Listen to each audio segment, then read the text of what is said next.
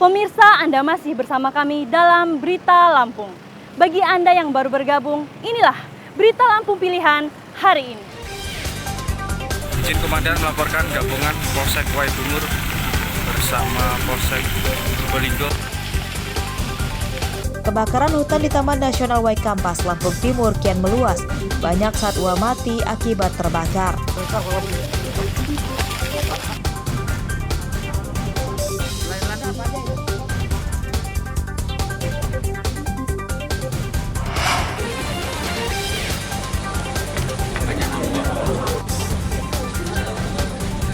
Kawanan perampok bersenjata api ditembak polisi Lampung Utara.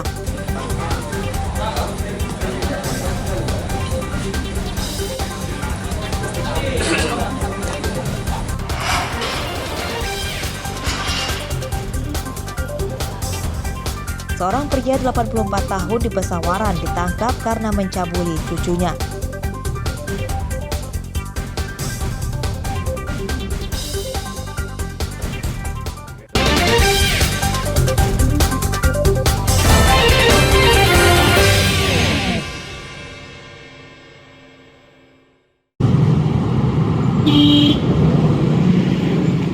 Sebanyak 6 partai politik peserta pemilu 2024 mengganti nama bakal calon legislatif atau bacaleknya pada proses terakhir tahapan pencermatan rancangan daftar pemilih tetap atau DCT di KPU Bandar Lampung, Kecamatan Sukarame, Rabu siang.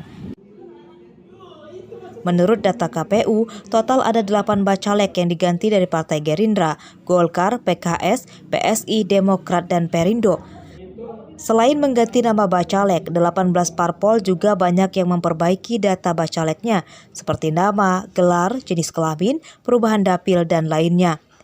KPU Bandar Lampung meminta kepada parpol peserta pemilu untuk menyerahkan surat resmi berhenti dari jabatannya kepada bacalek yang berstatus ASN, pegawai BUMD, BUMN, dan jabatan lainnya yang menerima gaji dari negara. Partai juga yang mengganti caleg, ya, pergantian caleg di DCS itu dilakukan oleh partai. Jumlahnya ada 8 caleg baru yang mengganti caleg yang lama. Ini variannya nanti saya sampaikan. Beberapa partai itu mengganti caleg, bisa caleg baru, benar-benar baru yang diajukan pada tahap pencermatan DCT, atau caleg lama yang dipindah dapil. Jika dalam tenggat waktu yang ditentukan, yakni pada 3 November 2023 mendatang belum ada perbaikan, KPU memastikan bacalek bersangkutan akan dicoret. Arsadi Saputra melaporkan dari Bandar Lampung.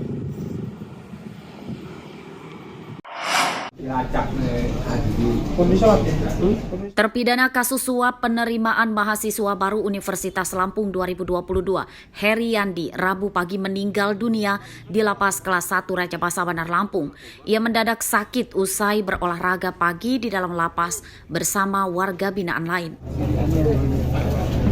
Kepala Lapas Raja Basa Saiful Sahri menyatakan Heri Yandi sempat dibawa ke Rumah Sakit Bayangkara, namun saat tiba di rumah sakit sudah dinyatakan meninggal. Jenazah kemudian diantarkan ke rumah duka di Jati Agung, Lampung Selatan. Dari semalam memang sudah sakit? Tidak, mendadak tadi pakai. Habis main tenis Pak ya? Saya tidak lihat. Kami lagi apel, terus tiba-tiba dia langsung dievakuasi. Langsung bawa saya. Nggak boleh tunda. Sahabat yang selama ini bekerja bersama-sama beliau. Waktu dekan, saya juga dekan. Waktu beliau dekan, saya juga pada saat dekan dan sebagainya. Sampai dengan terakhir, beliau di R1, saya di LP2M. LP2M itu fondasi di bawah PR1. Lalu berkoordinasi, dan mereka dan beliau adalah sosok yang baik. Heri Yandi merupakan mantan wakil rektor bidang akademik Unila. Pada kasus suap penerimaan mahasiswa baru 2020 lalu divonis 4 tahun 6 bulan penjara dan denda 300 juta rupiah. Heri Yandi ditangkap bersama 3 terdakwa lain, yakni mantan rektor Unila Karomani, mantan Senat Unila M. Basri, dan pihak swasta Andi Desviandi. Arsadi Saputra dan Jeffrey Arifin melaporkan dari Jati Agung, Lampung Selatan.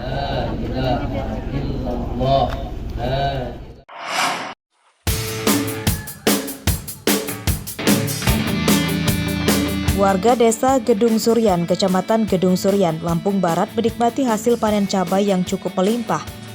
Dalam sekali panen hanya di pekarangan rumah, hasilnya mencapai 40-50 kg cabai. Menurut warga, cabai yang ditanam adalah bantuan dari dana desa. Dari penamaan bibit cabai pertama, warga sudah bisa 4 kali panen dengan harga jual mencapai Rp40.000 per kilogramnya. Satu rantai ya. Udah berapa kali panen, Bu? Ini kita lihat kan udah pada buah-buah. Udah 4 kali. 4 kali panen ya. 4 kali panen. Dalam 1 kali panen itu kita dapat berapa banyak? Dapat 50 kilo. Rata-rata, Bu, tiap panen? Enggak Mas, enggak pasti. Selain cabai, mereka juga mendapat bantuan bibit tomat, kacang panjang, pupuk, obat-obatan, hingga perlengkapan berkebun. Pihak aparatur desa menyatakan bahwa bantuan diberikan pada warga di 11 dusun yang ada. Salah satunya di Pokon Gedung Suryan ini adalah tanaman cabai. Ada juga masyarakat yang menerima bantuan dari ketahanan pangan ini ditanamkan kepada sayuran seperti tanam buncis, tanam tomat, dan juga ada juga sawi, juga ada. Dengan adanya bantuan bibit dan alat perkebunan itu, warga bisa memanfaatkan pekarangan rumahnya yang kosong menjadi perkebunan yang produktif sehingga bisa membantu perekonomian keluarga. Rosandi melaporkan dari Lampung Barat.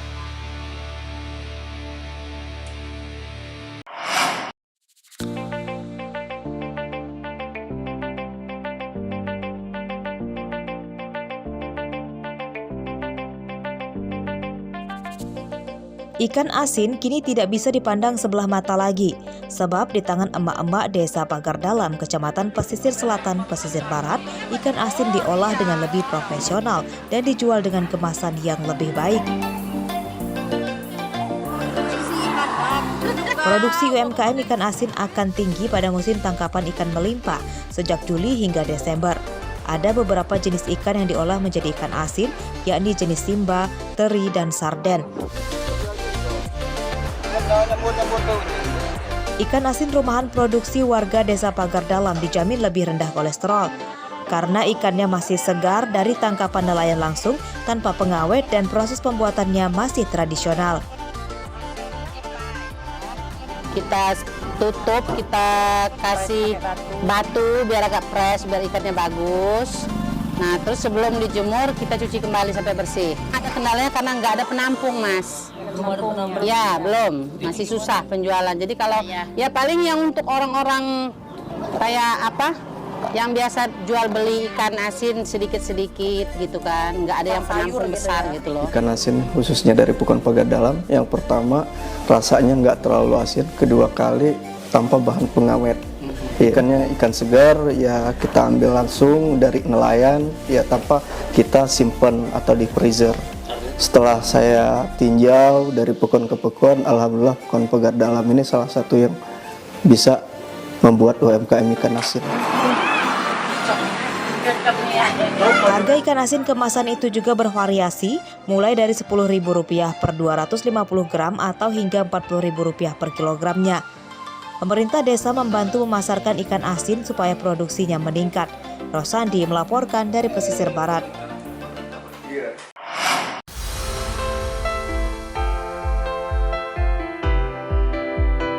Beginilah kesibukan Sukardi setiap harinya.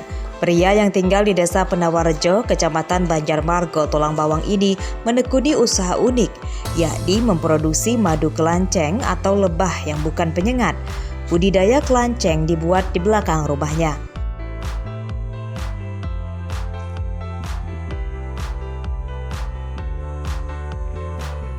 Lebah kelanceng ini dibuatkan rumah berupa kotak dengan bagian atasnya terbuka dari bahan kayu dan papan.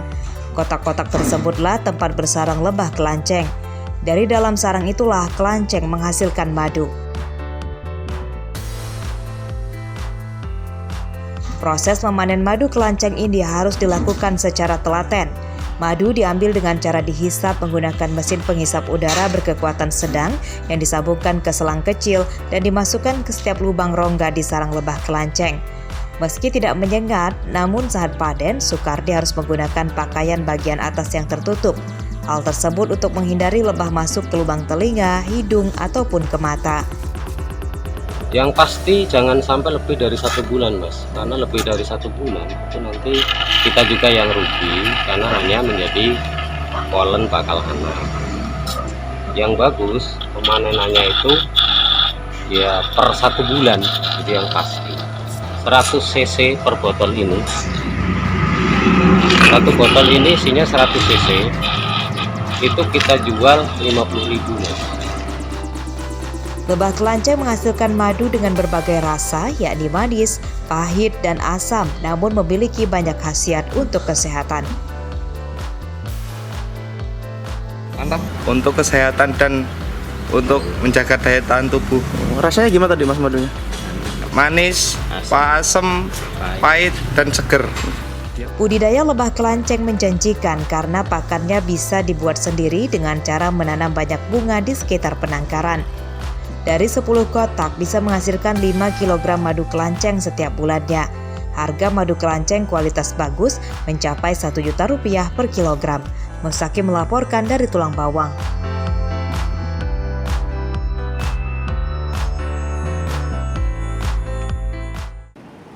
Pemirsa, informasi tadi menutup perjumpaan kita kali ini. Saya Iin Hermayani beserta redaksi yang bertugas berterima kasih. Selamat beraktivitas kembali. Sampai jumpa.